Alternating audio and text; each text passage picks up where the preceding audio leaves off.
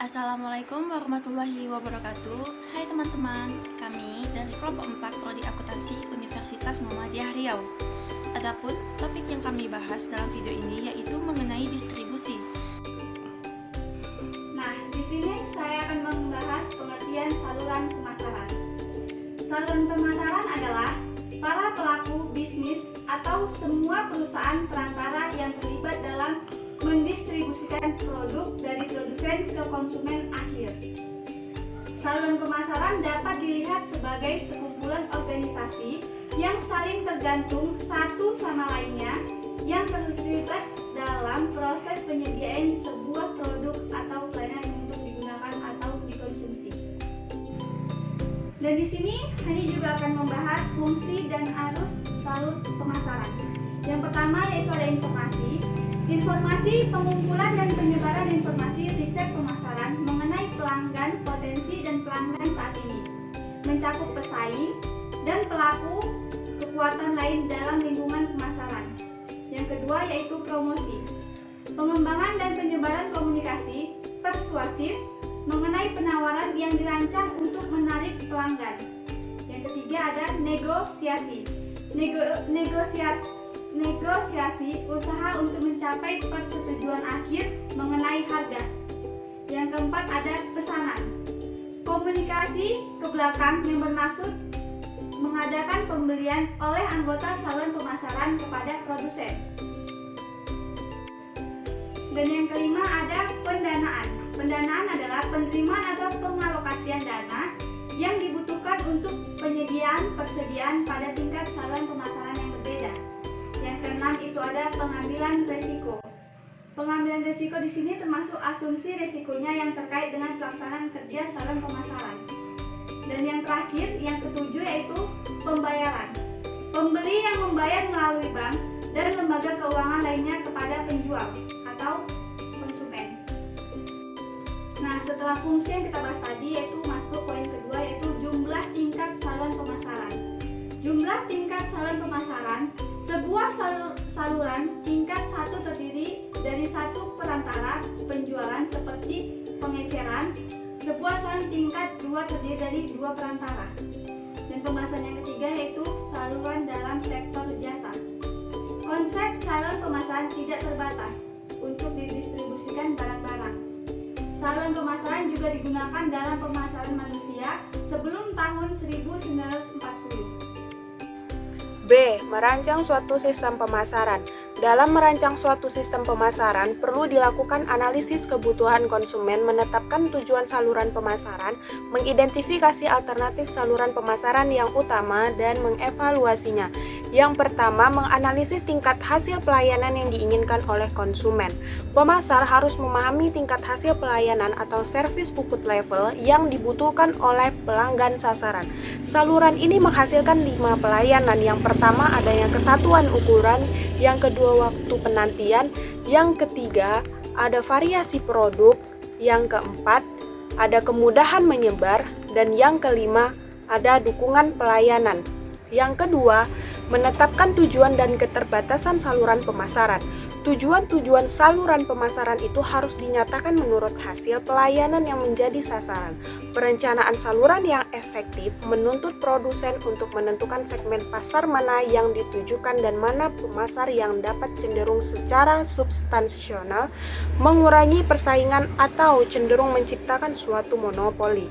Yang ketiga, ada mengidentifikasi alternatif saluran utama, yaitu suatu saluran alternatif dijelaskan dalam 3 elemen. Yang pertama ada jenis-jenis perantara. Jenis perantara itu contohnya yaitu sebuah produsen peralatan uji coba telah mengembangkan sebuah audio untuk mendeteksi hubungan mekanik yang ada pada mesin yang menjadi proses penggerak pada bagian-bagian tertentu. Nah, yang kedua ada distribusi efektif. yaitu perusahaan yang sudah mapan maupun perusahaan baru yang mencoba mendapatkan distributor dengan menyajikan distribusi selektif. Yang ketiga, distribusi eksekutif.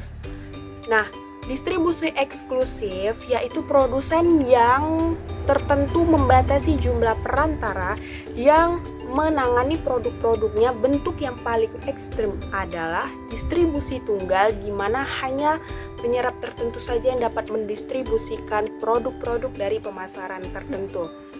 Nah, selanjutnya yaitu ketentuan-ketentuan dan tanggung jawab anggota. Saluran produsen yang menentukan kondisi dan tanggung jawab bagi anggota-anggotanya, saluran yang berpartisipasi. Yang keempat, mengevaluasi alternatif saluran utama. Setiap alternatif perlu dievaluasi atas kriteria ekonomi, kontrol, dan kemampuan adaptasi. Kita akan membahasnya satu persatu. Yang pertama, kriteria ekonomi. Setiap saluran alternatif akan membuat tingkat penjualan dan biaya yang berbeda-beda agar perusahaan dapat dianggap akan menjual lebih banyak daripada organisasi. Penjualan perusahaan pertama, karena agen penjualan itu mempunyai 30% penjualan dan bukan hanya 10. Yang kedua yaitu kriteria pengendalian. Evaluasi saluran pemasaran harus diperlebar agar dapat memasukkan masalah kontrol pengendalian. Sebuah agen penjualan adalah perusahaan bisnis yang independen yang berusaha melakukan memaksimalisasi. Yang ketiga yaitu kriteria adaptif. Setiap saluran pemasaran terlibat dalam jangka waktu komitmen dan kehilangan fleksibilitas. Sebuah produsen yang memerlukan agen penjualan mungkin harus menawarkan kontrak 5 tahun. Selama periode ini, cara-cara penjualan lainnya seperti surat langsung dapat menjadi lebih efektif. Tetapi, produsen tidak dapat mengikat agar penjualan itu berlalu begitu saja. Oke, selanjutnya saya akan menjelaskan tentang manajemen saluran pemasaran. Baiklah, saluran pemasaran adalah para pelaku bisnis atau semua perusahaan perantara yang terlibat dalam mendistribusikan produk dari produsen ke konsumen akhir. Ya, sebuah perusahaan memiliki jalur alternatif antara individu yang dipilih harus diseleksi, dimotivasi, dievaluasi, dan juga pengaturan saluran harus dimodifikasi terus-menerus. Yang pertama ada menyeleksi anggota-anggota saluran pemasaran. Produsen berbeda-beda dalam kemampuan untuk mendapatkan perantara yang berkualitas pada saluran yang dipilihnya. Produsen-produsen tertentu tidak mengalami kesukaran untuk merekrut perantara. Pada sisi lain, produsen harus bekerja keras untuk mendapatkan perantara. Walaupun semakin mudah atau semakin sukar bagi produsen merekrut antara para produsen itu, harus paling tidak menentukan karakteristik apa yang harus dipilih perantara yang paling tepat. Produsen itu akan dapat mengevaluasi beberapa lama perjalanan antara perantara dalam diskusi ini. Produk yang dijual, catatan pertumbuhan dan laba solvabilitas, kerjasama, dan reputasi yang dimilikinya. Selanjutnya ada memotivasi anggota-anggota saluran pemasaran. Perantara harus terus-menerus dimotivasi untuk menjalankan pekerjaannya dengan sebaik-baiknya. Syarat-syaratnya yang mendorong untuk bergabung dengan saluran pemasaran ini merupakan motivasi tertentu. Tetapi ini harus dibarengi dengan pelatihan pengawasan dan pemberian motivasi. Produsen tidak hanya menjual melalui perantara tetapi juga kepada mereka. 3. Ada mengevaluasi anggota saluran pemasaran. Produsen harus secara berkala mengevaluasi hasil kerja perantara sesuai dengan standar-standar tertentu seperti titik kota penjualan, rata-rata tingkat persediaan, waktu pengiriman, perlakuan terhadap barang rusak dan hilang, kerjasama dalam program promosi dan program pelatihan, dan pelayanan perantara yang diberikan kepada pelanggannya. Produsen akan mendapatkan pada kesempatan-kesempatan tertentu bahwa terlalu banyak pembayaran yang diberikan terhadap perantara tertentu atas apa yang sebenarnya mereka lakukan. Yang terakhir yaitu ada yang keempat, yaitu memodifikasi susunan saluran pemasaran. Seorang produsen harus melakukan lebih banyak daripada sekedar merancang sebuah sistem saluran pemasaran yang baik dalam menjalankannya. Setiap itu akan membutuhkan modifikasi secara berkala untuk menyesuaikan dengan kondisi-kondisi baru di pasar. Modifikasi menjadi penting apabila pola-pola pembelian konsumen berubah. pasar pengembangan, produk berkembang, pesaing baru timbul dalam saluran distribusi inovatif terbaru muncul. Dinamika saluran pemasaran. Yang pertama, pertumbuhan sistem pemasaran vertikal. Sistem pemasaran vertikal atau VMS terdiri dari produsen, pedagang besar, dan pengecer yang berjalan sebagai sistem yang terpadu. 3 jenis utama sistem pemasaran vertikal itu pertama, VMS korporasi, yang kedua VMS administrasi, dan yang ketiga VMS kontraktual.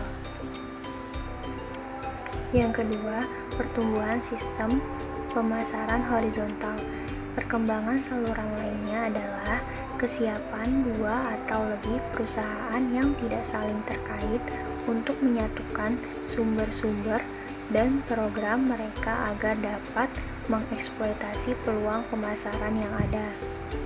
Misalnya, Pillsbury dan Kraft Foods Company telah membuat suatu rencana di mana Pillsbury membuat dan mengiklankan lini produknya mengenai produk-produk adonan kue yang didinginkan, sedangkan Kraft memanfaatkan keahliannya untuk menjual dan mendistribusikan produk-produk ini ke toko-toko. Yang ketiga, pertumbuhan sistem pemasaran saluran berganda. Pemasaran saluran berganda terjadi bila sebuah perusahaan tunggal menggunakan 2 atau lebih saluran pemasaran untuk dapat menjangkau 1 atau lebih segmen pelanggan. Contohnya, General Electric menjual banyak alat-alat rumah tangga melalui pengecer independen, toko serba ada, toko diskon, perusahaan katalog, dan secara langsung ke kontraktor pembangunan rumah besar. Peranan perusahaan individu dalam sebuah saluran pemasaran. Setiap perusahaan dalam sebuah industri harus mendefinisikan peranannya dalam saluran pemasaran. Yang pertama, orang dalam atau insider. Yang kedua, pengejar atau striver, yaitu perusahaan yang berusaha menjadi orang dalam. Yang ketiga, pelengkap atau komplementer. Yang keempat, transien, dan yang kelima, inovator luar. Persaingan dalam saluran pemasaran. Di sini saya akan menjelaskan 3 poin, mulai dari jenis-jenis konflik, sebab-sebab konflik, serta cara mengatur konflik. Yang pertama, tentang jenis-jenis konflik. Ada 3 macam jenis konflik, yaitu saluran vertikal, saluran horizontal, dan terakhir konflik saluran berganda. 1. Konflik saluran vertikal terjadi apabila ada konflik antara anggota-anggota pada tingkat saluran yang sama dalam saluran itu. Yang kedua, konflik saluran horizontal yang terjadi apabila produsen telah membangun 2 atau lebih saluran yang sama dalam saluran. Yang ketiga adalah saluran berganda. Terjadi apabila produsen telah membangun 2 atau lebih saluran yang bersaing, atau dengan sisi lainnya adalah penjualan untuk pasar yang sama. Yang kedua, sebab-sebab terjadinya konflik saluran. Konflik terjadi karena tidak sesuaian tujuan, peranan, dan hak-hak yang tidak jelas, perbedaan dalam persepsi, dan ketergantungan yang besar. Yang terakhir, cara mengatur konflik.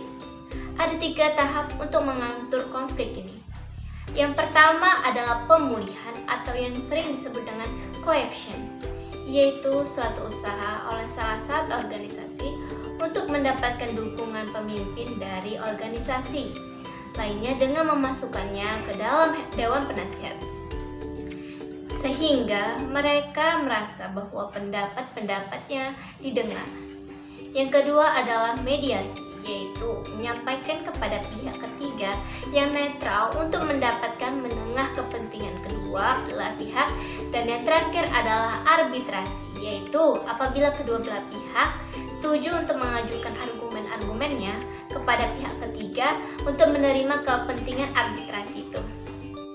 Demikian penyampaian materi dari kami. Saya mewakili teman-teman saya memohon maaf apabila pada penyampaian materi tadi terdapat kesalahan atau kekeliruan. Dan semoga materi yang kami sampaikan dapat memperluas wawasan teman-teman.